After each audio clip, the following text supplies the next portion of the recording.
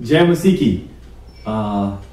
सबसे पहले मैं आप सबको बधाइयां देना चाहता हूं नए साल की, और साथ ही साथ हमारे इस प्रभु के इस ग्रुप का मैं धन्यवाद करना चाहता हूं जिन्होंने बीते 9 सालों में इस मुकाबला या इस जंग को लड़ा है।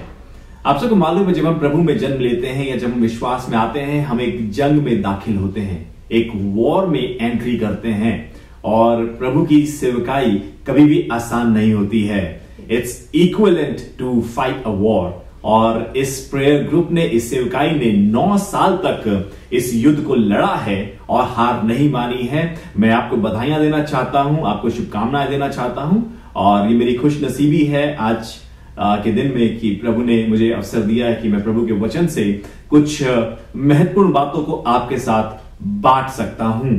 मैं धन्यवाद करता हूं इस अपॉर्चुनिटी के लिए, इस अवसर के लिए। और जल्दी से थोड़े से समय में कुछ जरूरी बात आपके साथ बांटने वाला हूं। मैं चाहता हूं अगर आपका ध्यान इधर उधर जा रहा है तो इस समय इधर उधर की बातों से अपने ध्यान को हटा दीजिए and just give me your attention. अपना फोकस थोड़ी देर के लिए मुझे दीजिए, क्योंकि मैं परमेश्वर के वचन से बहुत जरूरी बात आपके साथ साझा करने वाला हूं।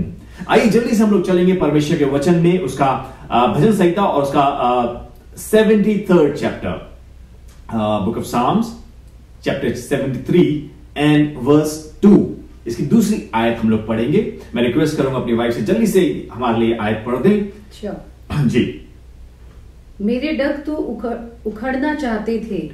मेरे डग तो उखड़ना चाहते थे। डग मतलब मेरे पैर तो उखड़ना चाहते थे। मेरे डग फिसलने ही पर थे। और मेरे डग फिसलने ही पर थे। आपका ध्यान ले जाना चाहता हूं मैं इस भजन संहिता 73 अध्याय में।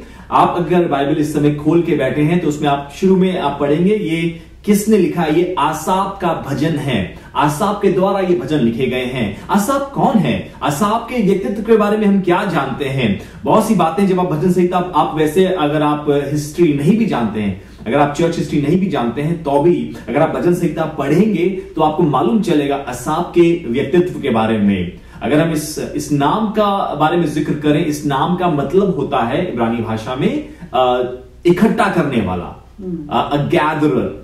और जब हम इसके भजन संहिता को पढ़ रहे हैं, अगर आपकी मुलाकात कभी इस भजनकार से हुई होती तो आप शायद बहुत सी बातें आपके जहन में आती।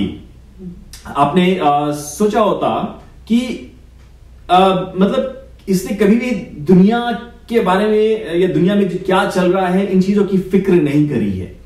और ऐसा क्यों हो पाया है? आप ऐसा सोचते कि क्यों आसाफ तमाम परिस्थितियों में इस संसार में रहते हुए भी उसका ध्यान या उसका मन उन संसार की बातों से प्रभावित नहीं हुआ? ऐसा क्यों हुआ है? ऐसा कैसे? आप अगर उससे मिलते, अगर आपकी मुलाकात कभी उससे होती तो आपको यही लगता कि भाई ये तो संसार में रहता है लेकिन संसार इसे किसी भी प्रकार से प्रभावित नहीं करता है। ये तो संसार में है लेकिन पूरी तरह से ये स्वर्ग में चल रहा फिर रहा है। आपको शायद ऐसा लगता, लेकिन शायद आप कहीं ना कहीं आप कुछ मिस्टेक कर बैठते उसको समझने में, या उसको मापने में आप गलती कर जाते।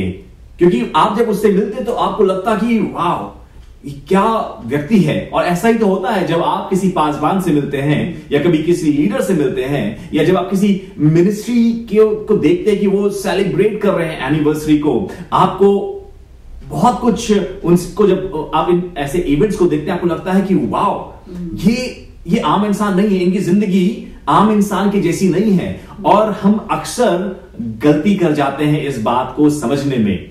अगर आप आसाफ की बात यहां पे पढ़ रहे हैं दूसरी आयत में, तो वो बता रहा है अपनी सच्चाई को कि मेरे डग तो उखड़ना चाहते थे।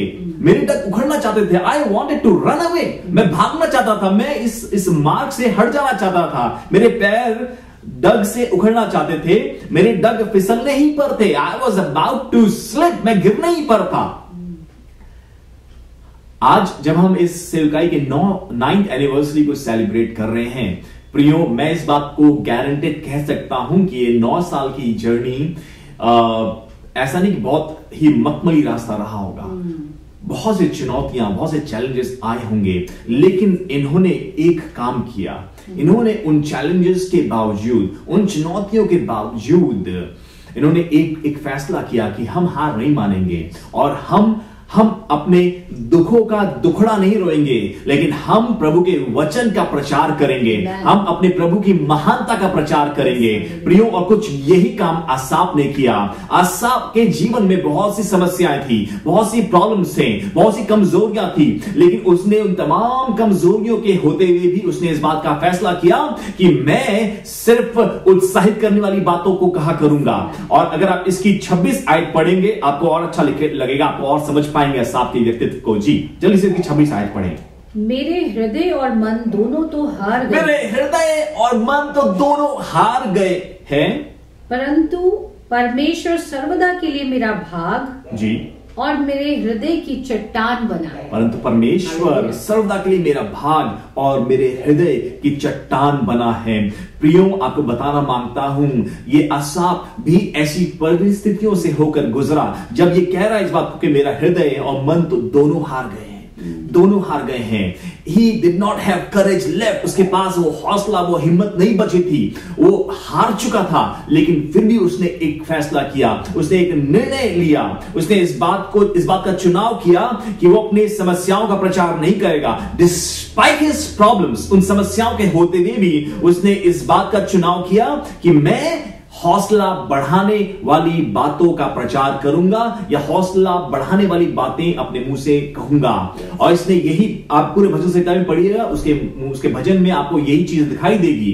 He had problems, उसके जीवन में समस्याएं थी। और आज आप जब सेवकों से मिलते हैं, जब आप आज जब ये 9th एनिवर्सरी को सेलिब्रेट कर रहे हैं, आपको वो ग्लोरियस चेहरा दिख रहा है, आपको नजर आ रहा है कि वाह क्या बात है। लेकिन प्रियो, आपको बताना मांगता हूं, आज जब ये 9th एनिवर्सरी सेलिब्रेट कर रहे हैं, ये इसलिए कर रहे हैं कि तमाम समस्याओं के होते हुए भी, तमाम उस दर्द के बावजूद भी, तमाम विरोध के बावजूद भी कुछ लोग थे जिन्होंने इस बात का निर्णय करा कि हम अपनी समस्याओं के दुखड़े नहीं रोएंगे, लेकिन हम अपने प्रभु की महानता का प्रचार करेंगे। और हम जो गम में लोग हैं, जो निराशा में लोग फंसे हैं, हम उनकी हिम्मत को बढ़ाएंगे, उन्हें उत्साहित करेंगे। और प्रियो, परमेश्वर मेरे और आपके जीवन से यही चाहता है कि हम अपने मुख से उन बातों का बयान करें जो हौसला देती हैं। हम अपने मुंह से उन बातों को निकालें जो दूसरे को मोटिवेट करती हैं, जो एनकरेज करती हैं। कमियां निकालना बहुत आसान होता है, कमजोरियों का बखान करना बहुत आसान होता है, अपनी समस्याओं के बारे में रोना बहुत आसान होता है। लेकिन प्रियो, जब हम कठिन दौर से गुजर रहे होते हैं, तब भी परमेश्वर की महानता का बयान करना, तब भी एक दूसरे के हौसले को बढ़ाना बहुत मुश्किल होता है। कि परमेश्वर मुझसे और आपसे यही चाहता है, और यही आसाफ अपने जीवन से मुझे और आपको सिखाना चाहता है। प्रियो, जब आपके पास एक अवसर होता है कि आप किसी को उत्साहित कर सकते हैं, तो जरूर से कीजिए, आपको करना चाहिए। You must do it. मालूम क्या होता है हमारे जीवन में जो लोग महत्वपूर्ण होते हैं, ध्यान से सुनिएगा इस बात को जो मैं बात बताने वाला हूं। हमारे जीवन में जो लोग महत्वपूर्ण होते हैं, जिन्हें हम महत्वपूर्ण समझते हैं, वो जो हमारे बारे में सोचते हैं या हमारे बारे में कहते हैं, वो बातें हमें प्रभावित करती हैं। मैं फिर से कहता हूं, आप ध्यान से सुनिएगा। जो लोग हमारे जीवन में महत्वपूर्ण होते हैं, वो जो विचार हमारे विषय में रखते हैं, या वो जो बातें हमारे बारे में कहते हैं, वो बातें हमें प्रभावित करती हैं। अब इस बात जो बात कही है, इसको समझिए कि शायद आप भी किसी के जीवन में महत्वपूर्ण हैं, आप किसी की जिंदगी के लिए महत्वपूर्ण हैं। और जो बातें आप कहते हैं उनके विषय में, वो बातें उनको प्रभावित करती हैं। Hallelujah, hallelujah, hallelujah, hallelujah. वो बातें उन्हें प्रभावित करती हैं। और इसलिए आज की इस मौके पे मैं इस बात को कहना चाहता हूं कि अपने मुंह से उत्साहित करने वाली बातें बोलिए। अपने मुंह से एनकरेज करने वाली बातें बोलिए। और परमेश्वर का वचन भी हमें यही सिखाता है कि अपने मुंह से आशीष दो, श्राप मत दो। अपने मुंह से आशीष दो। आपके मुंह में, आपके शब्दों में परमेश्वर ने अपने सामर्थ को रखा है। आपके शब्दों में परमेश्वर ने अपने अभिषेक को रखा है। ये वही श्वास है जो हमारे मुंह से आवाज बन के निकलती है। कौन सा श्वास है मालूम? जो परमेश्वर ने फूका है मेरे और आपके अंदर। Hallelujah, hallelujah. वो तो मिट्टी का पुतला था और परमेश्वर ने श्वास फूका और वो जीवित प्राणी हो गया। और जो सांस में और आप ले रहे हैं ये वही श्वास है। ये श्वास में सामर्थ है। थिस्सलुनीकियों में लिखा है कि आखिर में वो परमेश्वर अपने श्वास से उस शैतान को भस्म कर देगा। हालेलुया। आपका मेरा ये श्वास अपने आप में सामर्थ कैरी करता है। Use it wisely. इसे इस्तेमाल कीजिए निर्माण के लिए, इसे इस्तेमाल कीजिए एनकरेज करने के लिए। आज जब हम ये 9th एनिवर्सरी को मना रहे हैं, मैं चाहता हूं let's say a word of blessing for this ministry. मैं चाहता हूं आप जहां कहीं भी हैं, आप जिस भी शहर से आप ताल्लुक रखते हो, जिस भी देश ताल्लुक रखते हो, नो मैटर व्हाट, आज मैं चाहता हूं कि आप अपने मुंह से एक आशीष की बात बोलिए। आज अपनी प्रार्थना में इस मिनिस्ट्री के लिए आशीष की बात बोलिए। और मैं विश्वास करता हूं जब आप कहेंगे, आपके शब्द प्रभाव को पैदा करेंगे, आपके शब्द बदलाव को पैदा करेंगे।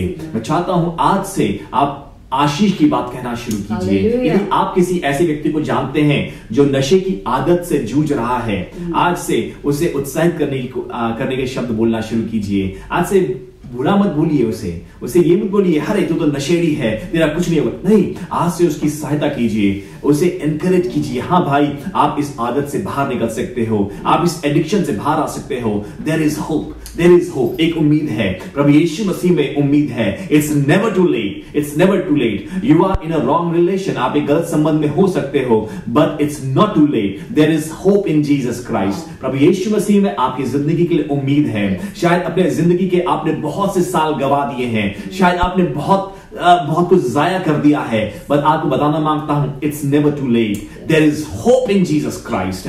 उड़ाऊ पुत्र ने अपने पिता से सब कुछ लेकर सब कुछ बर्बाद कर दिया था, उड़ा दिया था, नष्ट कर दिया था, बट आपको बताना मांगता हूं कि सब कुछ नष्ट होने के बावजूद भी एक उम्मीद थी। और जब उसने उस उम्मीद को पहचाना, उसे देर नहीं करी और वो वापस उठा।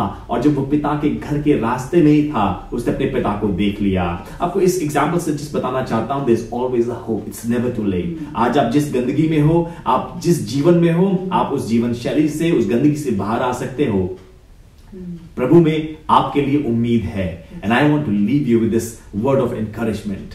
आपको मैं आज की शाम, आज के दिन में इस उम्मीद के वचन से आशीषित करना चाहता हूं कि there is hope in Jesus. और आपको साथ ही साथ उत्साहित करना चाहता हूं कि जिस तरह आसाप ने अपनी तमाम कमजोरियों के बावजूद, तमाम उन समस्याओं के बावजूद इस बात का फैसला किया कि मैं रोने की बातें नहीं, मैं समस्याओं का जिक्र नहीं, लेकिन मैं उत्साहित करने वाले शब्दों का प्रचार करूंगा। मैं अपने परमेश्वर की महानता का बयान करूंगा। मैं चाहता हूं कि इस नए साल में और इस एनिवर्सरी के साथ हम अपने जीवन में इस नई मुहिम को, इस नए पैटर्न को शुरू करें। Let's start speaking word of encouragement. और आपके वर्ड ऑफ एनकरेजमेंट, आपके उत्साहित करने वाले शब्द आपके परमेश्वर को महिमा देंगे। May God bless you. परमेश्वर आप सबको बहुत आशीष दे। एक बार फिर से आपको नए साल की शुभकामनाएं और साथ ही साथ इस 9th एनिवर्सरी की बहुत बहुत बधाई। Congratulations to everyone. जय मसीह।